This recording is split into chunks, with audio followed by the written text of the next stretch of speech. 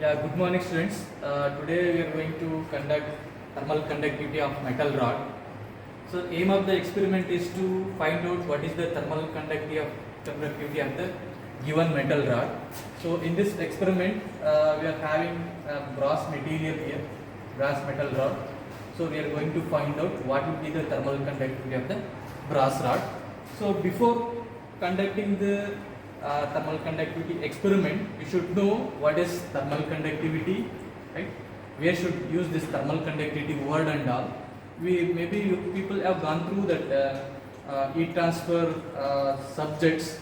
You know that thermal conductivity generally its ability to. This is the experimental setup to find out the thermal conductivity of the metal rod. We can see this is the experimental setup. Inside there will be a metal rod, brass rod. The one end of the brass rod is heated with the help of electric heating coil. So this heating coil is connected to heater here. Okay, we can vary the heat input this way. We can see it's varied like okay.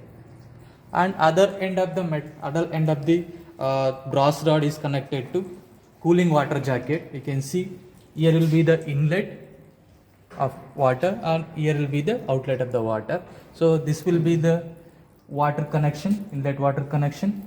So this will be the outlet water connection, right? So for this experiment, so almost we need 11 temperature readings.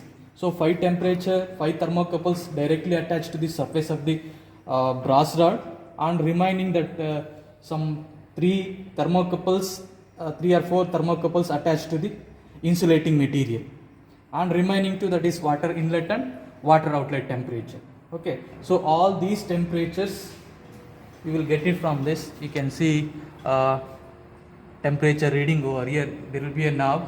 You can see 1, 2, 3, 4, 5, 6, almost 11 temperature readings are there. If I remove this, see the temperature will change, right? So in this way we are going to record the temperature, all 11 temperature, and what will be the heat input, and we need some mass flow rate to calculate what will be the amount of heat carried away by this cooling water. So here there will be an arrangement, you can see. So how to calculate the mass flow rate over here? For just here you are having a stopwatch. For 1 minute how much of water is collected. So in that way we are going to calculate what will be the mass flow rate of water. See, this is the line diagram what we are having, that exact experiment setup over there. You can see this is the rod. You can see this is the rod. So one end is connected to heating, right, and another end is for cooling, right, cooling water jacket. See 1, 2, 3, 4, 5 temperature directly attached to the surface of the metal rod. Remaining temperature you can see 7, 9, 8, right? So these temperatures are attached to the insulation material, right? Insulation material, and remaining 10 and 11, that is water inlet and water outlet temperature. See, this is here insulating material will be the glass pole. Now comes to calculation part of this thermal conductivity of metal rod experiment. You can see in table these are the trial 1 data. You have noted down here. See almost 11 temperature, that is T1 to T11, T10 and T10 temperatures are related to water inlet and water outlet temperature. Okay, that is voltmeter reading, volts and current. So then you calculate what will be the heat input is given to that particular rod, that is left side, right? So here is important, the length of the rod and T5 temperature readings has been tabulated here, right? To calculate the temperature gradient. So you can see here the length 10 mm. So that particular temperature is 110, like that. For 80, 150, 120 and 290. These are the temperature readings for T1 to T5. So use these T1 to T5 temperature to calculate the temperature gradient. Okay.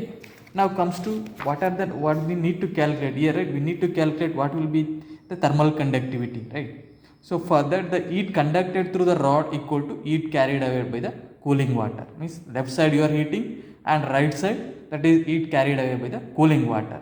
So here is the formula, that is K equal to Q equal to Ka into dt over dx, that equal to mCp into delta T, right? That is heat carried away by the cooling water. Okay. Then you calculate what will be the heater input. We know the voltage value and current value, then calculate what will be the heater input. Then what is, just to calculate what is heat carried away by the water, that is Q equal to mCp into delta T.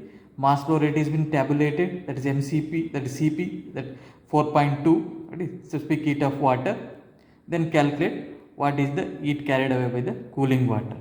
Just to check, it is first trial, almost it is similar, that heat carried away by the cooling water equal to heat input to the rod. Okay. Then use any one of the formula here, right? This formula, that is Q equal to K A into dt over dx. From that formula, then you calculate what will be the thermal conductivity, that is mCp into temperature difference A dt over dx, right? Dt over dx. So this Q you can use a direct heating, and this is heat carried away by the water. Okay. So here some small correction is there here, that is dx over dt value, not dt over dx. Okay. Then you calculate what is the thermal conductivity. Okay. So this is the graph, means to calculate what will be the temperature gradient over the length of the rod, right? So 5 temperature, T1 to T5 temperature is given, right, tabulated, and the length is also mentioned, at what length what will be the temperature at that particular length. Okay, then you calculate what is temperature gradient and substitute here in this formula, then you will get thermal conductivity. Okay, thank you.